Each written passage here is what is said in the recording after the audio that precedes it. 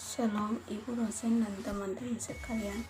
Perkenalkan, nama lengkap saya Sinta Nurniani Palaka, dari Prodi Bimbingan dan Konseling Kristen.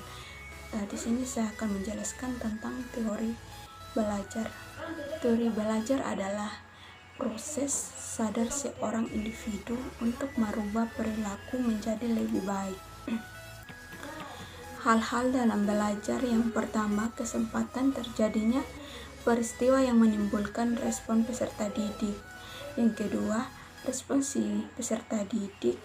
Yang ketiga, konsekuensi yang bersifat menguatkan respon tersebut.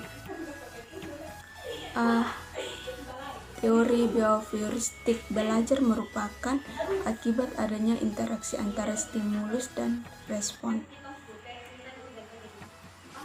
Prinsip-prinsip teori behavioristik: yang pertama, objek psikologi adalah tingkah laku. Yang kedua, semua bentuk tingkah laku dikembalikan pada refleks.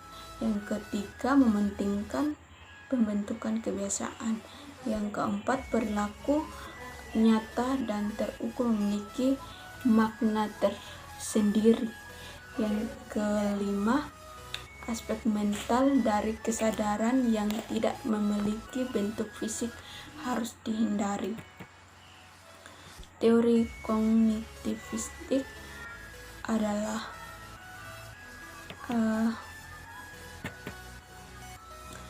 memiliki perspektif bahwa para peserta didik memproses informasi dan pelajaran melalui upayanya mengorganisir, menyimpan, dan kemudian menemukan hubungan antara pengetahuan yang baru dan pengetahuan yang telah ada.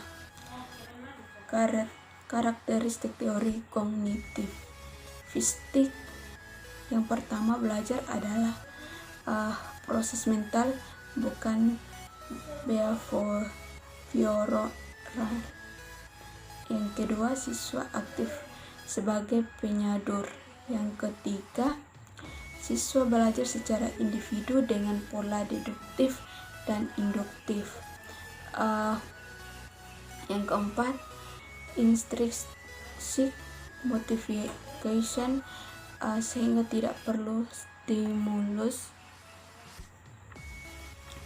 Yang kelima, siswa sebagai pelaku untuk menuntun penemuan. Yang keenam, guru memfasilitasi terjadinya proses insight. Teori konstruktivistik: menurut cara pandang teoritisme belajar adalah proses untuk membangun pengetahuan melalui pengalaman nyata dari lapangan. Prinsip-prinsip teori konstruktivistik: yang pertama, pengetahuan dibangun oleh siswa sendiri. Yang kedua, pengetahuan tidak dapat dipindahkan dari guru ke murid kecuali hanya dengan keaktifan murid sendiri untuk menalar. Yang ketiga, murid aktif mengkonstruksi secara terus-menerus sehingga selalu terjadi perubahan konsep ilmiah. Yang keempat, mencari dan menilai pendapat siswa. Yang kelima, guru sekedar membantu menyarankan dan situasi agar proses konstruksi belajar berjalan dengan lancar. Yang keenam, menghadapi masalah yang relevan dengan siswa. Yang ketujuh, struktur pembelajaran seputar konsep utama, pentingnya sebuah pertanyaan, menyelesaikan kurikulum untuk menanggapi anggap siswa. Prinsip teori humanistik: pertama, manusia mempunyai belajar alami.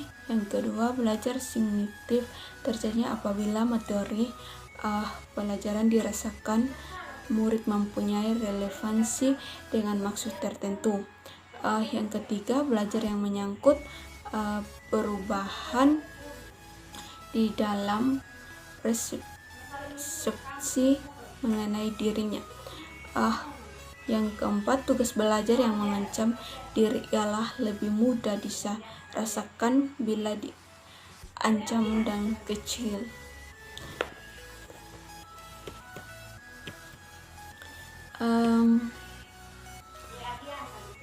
Advanced Organization, langkah pertama itu berikan daftar definisi dari istilah yang paling penting yang akan kita gunakan dalam pelajaran. Yang kedua, jelaskan secara singkat konsep penting yang akan didiskusi dalam kelas. Yang kedua, progressive differential. Dalam kelas ilmu pengetahuan, edarkan gambar yang menunjukkan sejumlah contoh binatang atau tanaman yang akan didiskusi. B. Dalam kelas agama dapat memberikan contoh-contoh dalam hidup sehari-hari. Yang ketiga, integrative education. Langkah ini merupakan penjelasan yang diberikan oleh guru tentang kesamaan dan perbedaan konsep-konsep selama mereka diketahui dalam konsep pelajaran. Yang pertama,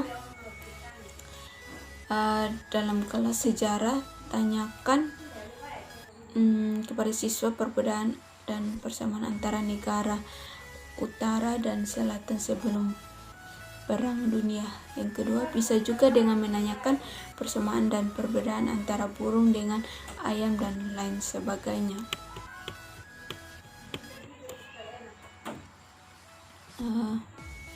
Yang keempat, consolidation. Langkah ini juga dapat disampaikan dengan durasi memberikan motivasi belajar.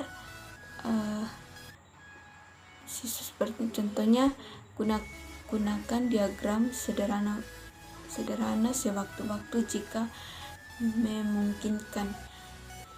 Kedua, mulailah pelajaran dengan suatu tinjauan terlebih dahulu, kemudian berikan kesimpulan pada setiap bagian hal-hal penting dan akhiri dengan kesimpulan umum.